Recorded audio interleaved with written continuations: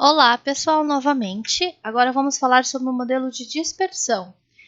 Assim como o modelo de tanques em série, lá nós tínhamos o modelo, o parâmetro ajustável N. Então, um parâmetro ajustável. Nesse modelo de dispersão, também temos um parâmetro ajustável, que é o número de Pecler, certo? Então, esse modelo nós vamos utilizar para descrever o comportamento de reatores tubulares reais. Então, nós vamos levar em conta a dispersão que está sobreposta ao escoamento. Então, não vamos falar mais só daquele reatorzinho empistonado que todo mundo sai junto, mesmo tempo de residência, não. Agora nós vamos considerar que nós temos a dispersão no meu sistema. Então eu tenho vários tempos de residência, as moléculas elas vão permanecer tempos diferentes dentro do meu reator. Então, esse modelo de dispersão, nós vamos considerar que a dispersão axial ela vai ser governada por uma equação análoga à lei de Fick. Gente, D de A é determinado experimentalmente a partir do teste pulso, certo? Então, aqui a gente tem a lei de Fick. Sem dispersão, a vazão molar do traçador vai ser dada o seguinte: fiz uma injeção do tempo pulso, em todos os meus tempos, tempo igual a 1, 2, 3, 4, 5 e assim por diante, o pulso ele não vai abrir, ele vai continuar como uma injeção que vai ter uma altura infinita e uma largura igual a zero. Por quê? Porque não há espalhamento axial, ou seja, todo mundo vai sair ao mesmo tempo. Consequentemente, independente do tempo que a gente parar e observar o reator, todos eles vão estar com o mesmo tal, o mesmo tempo de residência. Então, não há dispersão axial. Então, aqui a gente tem a nossa vazão molar sendo dada pela velocidade superficial U e AC, que é a minha área transversal. Então, aqui sem axial, que é o que a gente estava considerando até agora, que seria o nosso PFR ideal, certo? Mas com a dispersão axial, o que vai acontecer? Injetei o meu pulso. Quando eu injetei esse meu pulso, o pulso ele vai começar a se espalhar. Então, a gente vai ter um perfil de velocidade, uma agitação turbulenta, difusão molecular e assim por diante. Então, esse pulso ele não vai mais ter a perturbação que a gente fez, né? Eu não vou ter mais como resposta, aquele pulso, aquela altura infinita, com a largura igual a zero, não. Eu vou ter picos, e esses picos eles vão começar a se alargar à medida com que eles caminhem ao longo dos reatores. Quem viu a prática de DTR já lá no laboratório, vocês conseguem ver que a gente tem um perfil mais parabólico. Nós não temos o meu corante subindo no meu subindo o meu reator com toda a difusão bonitinha aqui, todo mundo com o mesmo perfil, mesmo tempo de residência, não. Lá na subida do meu reator, vocês podem ver que a gente tem até uma coisa meio parabólica, um parabólico meio torto, subindo, certo? Porque a gente precisa considerar a dispersão axial acontecendo junto, na zona de reação do meu reator, certo? Então, essa é a diferença. Enquanto aqui a gente tem, um perfil bonitinho aqui a gente já vai ter um perfil mais gaussiano, cada vez mais achatado, ou seja, com as bases mais largas, à medida com que a gente vai caminhando ao longo do reator. A vazão molar do meu traçador, ela vai ser a soma da contribuição convectiva e da contribuição dispersiva.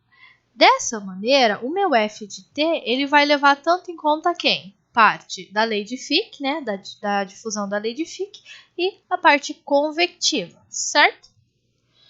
Então, eu posso fazer um balanço molar para o traçador inerte T. Então, a gente tem entrada F de T em Z, saída F de T do traçador em Z mais ΔZ. Aqui dentro, a gente tem o nosso acúmulo dado por N de T, dt. Então, se eu pegar esse meu F de T, que eu acabei de conversar com vocês, que é a vazão molar do traçador, e substituir aqui dentro, eu vou ter essa minha equação linda e maravilhosa, né? Uma equação de segunda ordem, do meu C de t variando na direção z e o meu C de t também variando com o tempo, certo? Então, vamos equacionar este modelo, certo? Primeira coisa que nós vamos fazer o balanço para o meu reator tubular. Então, aqui a gente tem a equação do balanço do reator, só que no lugar de utilizar o V, né, de volume, eu utilizei a área da seção transversal vezes o comprimento do meu reator. Vou substituir esse F de A.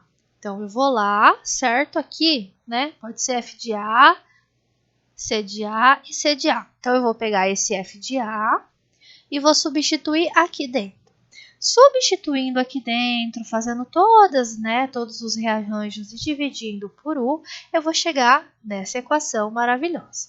Vejam bem que aqui a gente tem o RA. Então, se for primeira ordem, menos RA igual a KC de A. Ok. Se for segunda ordem, KC de A ao quadrado, assim por diante. Então, atenção! Vou escrever até aqui. Vocês vão substituir aqui a ordem que vocês querem, né, que vocês vão trabalhar. Caso seja de primeira ordem, que a gente vai resolver aqui para primeira ordem, a gente vai ter esse modelo aqui de baixo. Ah, professor, o meu sistema é de ordem 0, de segunda ordem, de terceira ordem. Ok. Ordem 1,5. Ok. A única coisa é que vocês vão levar em conta isso no modelo de vocês. Então, prestem muita atenção. Essa equação aqui é para primeira ordem, certo? Então, para que eu possa resolver essa minha equação de segunda ordem, o que eu vou fazer? Eu vou adimensionalizar. Então, eu vou chamar de psi C de A por C de A0 e vou chamar de lambda o Z sobre o L. Então, a gente tem, né, a nossa dimensionalização. Vou substituir dentro da minha equação, rearranjar e vou agora, certo? Encontrar essa equação, que vai ser em termos de quem? Em termos de Pecler e de Dan-Kohler, para a primeira ordem. Sendo que Dan-Kohler é o mesmo Dan-Kohler que a gente já viu no início do semestre, que vai ser dado por taxa de consumo de A por reação, por taxa de transporte de A por convecção. Então, quanto maior o Dan-Kohler, menor vai ser a parte convectiva associada ao meu processo, certo? Então, Dan-Kohler, se ele for para a primeira ordem, ele vai ser dado por K vezes tal. Exclusivo para a primeira ordem. A ordem é diferente, a ordem é 0, a ordem é 2, enfim, nananana. Vocês vão deduzir novamente e vão achar esse Dan-Kohler. Então, aqui a gente estudou sobre isso no capítulo 5 do Fogler, quarta edição. Mas o outro, né? Então, a gente tinha o Dan-Kohler aqui, e o outro número adimensional que aparece no meu modelo de dispersão, que é o parâmetro ajustável desse modelo, é o Pecler. O Pecler, ele vai ser um número que vai me dar a dimensão se o meu sistema ele está regido pela convecção ou regido pela difusão ou dispersão. Então, aqui a gente tem o U, né, que é a nossa parte convectiva, certo? Dividido pelo meu D de A, que é o meu coeficiente de difusão. Então, se o meu Pecler foi um número muito grande, então eu sei que a minha parte convectiva ela é muito superior à minha parte difusiva, né, ou parte de dispersão do meu sistema. Agora, se o meu Pecler ele for muito pequeno, significa que o meu transporte por difusão ele está muito mais proeminente no meu sistema do que o meu transporte por convecção. Esse número de Pecler, ele também é conhecido como número de Bodenstein, muito comum ser chamado como Bodenstein. Mas esse Pecler, ele pode ser Pecler do reator ou Pecler para o fluido. Se ele for Pecler para o reator, ele vai ser dado por essa equação e nós vamos ter L como comprimento do reator. Se o Pecler for para o fluido, ele vai ser em termos de diâmetro de partícula. Então, vai ser, né, o diâmetro característico dele, que vai ser meu dp.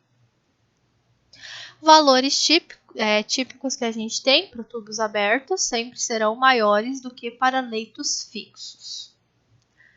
Então, assim, aqui a gente né, escreveu a nossa equação de segunda ordem adimensionalizada.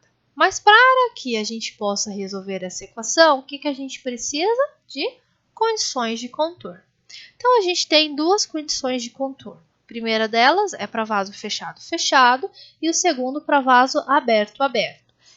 O que nós vamos escrever a conversão é para vaso fechado, fechado, tá? Mas vale também para vaso aberto, aberto. Vamos fazer essa consideração. Então, pessoas lindas, quando eu digo vaso fechado, fechado, significa que não há dispersão ou variação radial na concentração a montante e a jusante da seção de reação. Então, se aqui, delimitados pelos asteriscos, são a minha zona de reação, então, antes da minha zona de reação e depois da minha zona de reação, não há dispersão, ou seja, a gente tem o escoamento empistonado antes de entrar dentro do reator e depois de sair do meu reator. Mas na zona de reação, eu tenho tanto reação como dispersão. Então, aqui a gente tem, nesse ponto aqui, ó, em Z igual a zero. Então, nós temos, para antes, zero negativo, nós temos D de A igual a zero. Por isso que aqui, reto no platô. Na zona de reação, em zero positivo, nós temos reação. Então, o que vai acontecer? O meu C de A, certo? Ele vai ter o decaimento a partir do momento que ele começa a reagir no meu sistema, ele começa a desaparecer no meu sistema, certo? Então, aquele é uma condição para fechado, fechado. Então, vamos fazer um balancinho bem nesse ponto aqui, ó. Bem nesse ponto. Então, a gente tem a vazão de A antes, nesse ponto, em zero negativo, e nesse ponto aqui, em zero positivo. No zero negativo, eu não tenho dispersão, certo? Eu tenho uma coisa linda e maravilhosa, meu D de A igual a zero. Então, não existe dispersão. Zerei o JT da dispersão e ficou só o meu fluxo convectivo. Já do meu outro lado, eu vou ter tanto convecção, certo? Nessa zona de reação aqui, eu vou ter tanto convecção como dispersão. Então, eu tenho os dois aqui. Vou pegar e vou isolar, certo? Dessa minha equação, o meu C de A0. Então, a minha primeira condição de contorno vai ser que em C de A0 eu vou ter a minha contribuição dispersiva, difusiva, mais o C de A do ponto zero positivo, certo? Então, essa é a minha primeira condição de contorno. A minha segunda condição de contorno, eu vou fazer lá na saída do meu reator. Mas eu vou considerar, então, que a condição de contorno lá é que a concentração é contínua e não existe mais gradiente de concentração. Ou seja, eu não tenho mais variação na minha concentração em Z. Então, essa, lá no final do meu reator, quando Z for igual a L, eu vou ter que o meu D de CA dZ vai ser igual a zero. Essa é a minha segunda condição de contorno. Essas condições de contorno, elas são conhecidas como condições desse camarada aqui, Dunkel-Wurtzer, não sei como se lê, mas é mais ou menos isso. São condições de contorno muito bem estabelecidas e conhecidas na literatura para esse tipo de reação, com dispersão e com convecção, certo? Então, eu tenho a minha equação, que a gente falou anteriormente, na forma dimensional. Então, aqui a gente tem o nosso Peclerzinho, o nosso Dunkel. O que é que eu vou fazer? Eu vou tá dimensionalizado, bonitinho. Vou também adimensionalizar as minhas condições de contorno. Então, eu adimensionalizei a minha condição de contorno 1 e adimensionalizei a minha condição de contorno 2.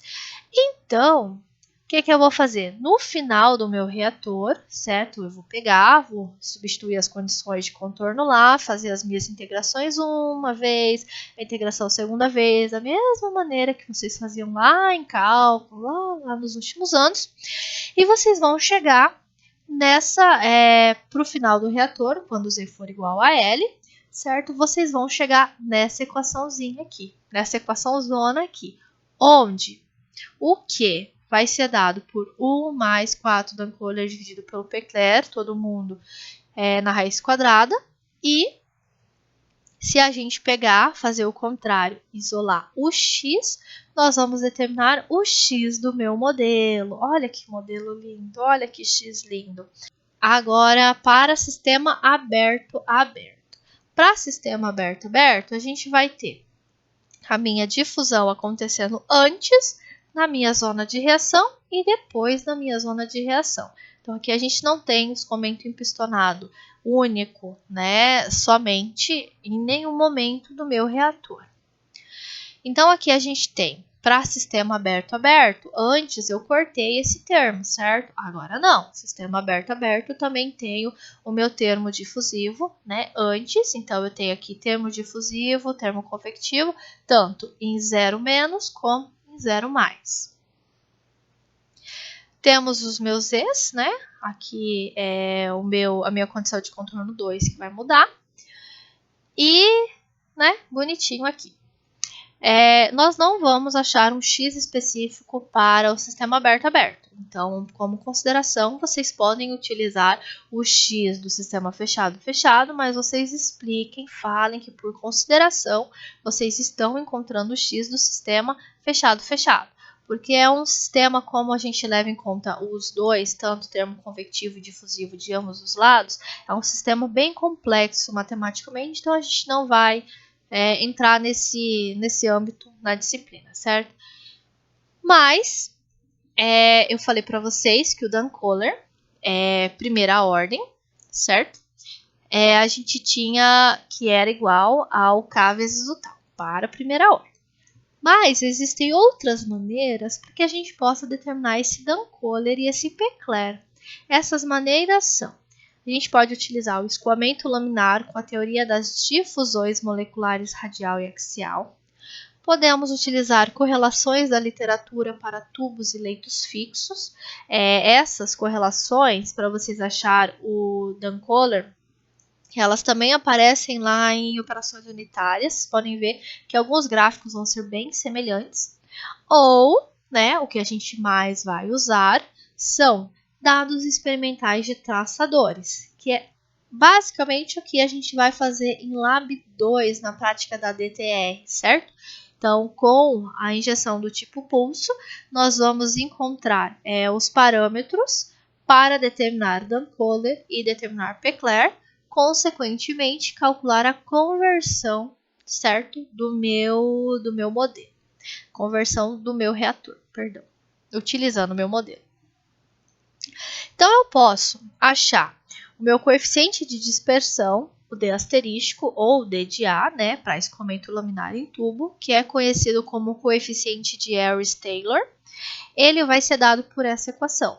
Então, para que a gente possa encontrar quem que é o D de T, a gente vai lá, nós temos, né, o Reynolds multiplicado pelo Schmidt. Vamos lá, temos o meu valorzinho, eu vou escolher, né, para tubo inteiro, bonitinho, bate na minha curva e eu vou lá, determino quem é o meu D, o DT, certo? Esse modelo ele é aplicável apenas quando o comprimento for muito maior que 3 vezes o diâmetro e assim por diante. Essas são as restrições. Posso também utilizar uma correlação para dispersão de fluidos em tubo, mesma coisa, tenho o meu Reynolds, tenho aqui o meu Schmidt, bato na equação do meu Schmidt, bonitinho, acho quem é o meu D de UDT, certo? Temos também correlações para casos de reações catalíticas sólido-gás, que ocorrem em reatores de leito fixo. Então, aqui a gente tem, né, para gases, para líquidos, e aqui, né, bonitinho, escoamento de reatores de leito fixo. Mas o meu preferido e o mais utilizado universalmente é vocês determinarem Dan-Kohler experimental através de uma injeção do tipo pulso, certo? Então, experimentalmente, o que a gente vai fazer? Mediu, né? Foi lá, fiz a minha injeção do meu pulso e tiro as concentrações, certo? Do meu traçador em diferentes intervalos de tempo e lá nós vamos calcular, certo? Nós vamos calcular a distribuição do tempo de residência, o tal, a variância e assim por diante, todos esses parâmetros para então calcular Dan-Kohler e Pecler, certo? Então, aqui a gente tem nós temos o balancinho lá que a gente fez anteriormente, certo? Para o meu traçador, que a gente acabou de ver, foi o primeiro balancinho que a gente fez. Temos aqui, bonitinho. Então, aqui a gente leva em conta a parte convectiva e a parte nossa da difusão. Vou dimensionalizar. Quando eu dimensionalizar, eu vou encontrar o meu Pecler, certo? Dimensionalizei, bonitinho, tá aqui o meu Pecler. O que eu vou fazer? Eu vou utilizar as condições de contorno, as duas que a gente tinha feito anteriormente, para sistema fechado-fechado. Então, eu vou utilizar aquelas condições de contorno, eu vou analisar a série e no final a gente vai obter o quê? Que esse modelo, que o TM, vai ser igual o tal. Novamente, né? A gente já viu essa igualdade algumas vezes, né? Então, a gente determinou que o TM é igual ao tal. Então, o que a gente vai fazer? Nós vamos lá, né? Tempo pela concentração do meu traçador, bonitinho. Vou calcular o meu EDT, depois eu vou calcular o meu TM, certo? Bonitinho. Então, experimentalmente, a gente vai lá e vai determinar o TM experimental, certo? Que vai ser zero infinito, T vezes EDT, se eu não me engano, tá? Vamos calcular experimentalmente o meu TM. Então, pelo modelo, TM vai ser igual a tal. Então, a gente já calculou alguma coisa experimentalmente, determinamos o valor do tal. A variância, ela vai ser determinada por essa equação. Então, aqui a gente tem a equação da minha variância. Se eu substituir o valor da DTR e fazer a integração, a gente vai chegar nessa equação aqui. Essa equação, a gente tem o quê? Nós vamos determinar experimentalmente o TM, vamos determinar experimentalmente a variância. Então, a gente vai achar um valor aqui desse lado, que vai valer, tipo, sei lá, 5, 6, 7, enfim. Então, a gente tem o valor desse lado e só temos como incógnita o Pecler. Então, consequentemente, a gente calcula o Pecler a partir de dados experimentais. Então, a ordem ficaria: eu vou fazer a minha DTR experimental, né? Do jeito que a gente sempre faz. E a gente vai calcular T de M experimental, consequentemente, a minha variância experimental. Com esses dois, eu vou determinar Pecler e Dunn-Kohler. Determinado Pecler e Dunn-Kohler, vou vir e vou calcular o valor do meu Q. Com o valor do meu Q, eu vou lá e determino o valor da minha conversão experimental. Maravilhoso, certo? Maravilhoso.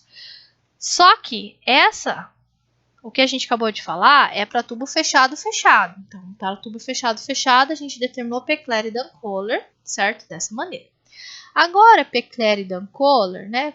Pecler, né? Na verdade. Pecler, se o tubo for diferente, já volto no gráfico. Se o sistema for do tipo aberto-aberto, a gente vai utilizar outra equação. Aqui a gente não vai ter TM igual a tal, ou seja, TM vai ser diferente de tal. Então, a gente vai utilizar essa equaçãozinha, certo? Para determinar quem é o meu tal. Sabendo quem é o meu tal e sabendo quem é a minha variância, eu vou utilizar essa equação aqui para sistema aberto-aberto para determinar o meu Pecler. Estão vendo? Então, o meu Pecler ele vai ser diferente para sistema aberto-aberto de sistema fechado-fechado, certo? Sistemas diferentes. Determina de maneiras diferentes, mas o restante é a mesma coisa, certo? Aqui a gente tem um gráfico de psi da saída pelo θ, certo? Então, aqui a gente tem um sistema empistonado, ideal, maravilhoso, lindo, maravilhoso, certo? Um pico apenas de altura infinita e largura zero.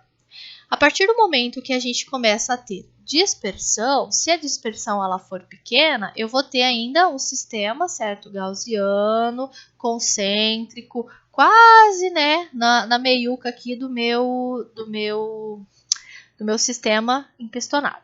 Mas a partir do momento que o meu sistema ele começa a ter grande dispersão, por exemplo aqui, olha só, a gente já não vai mais ter aquele pico bonitinho. A gente já vai começar a ter uma cauda, certo? A formação de uma cauda até que o escoamento ele fique misturado completamente e ele tenha essa cara aqui. Estão vendo? Então ele partiu de um pico de altura infinita até isso daqui, certo?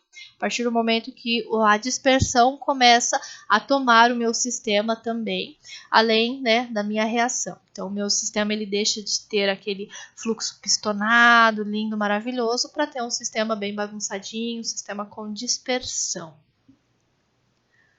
Vamos resolver um exercício?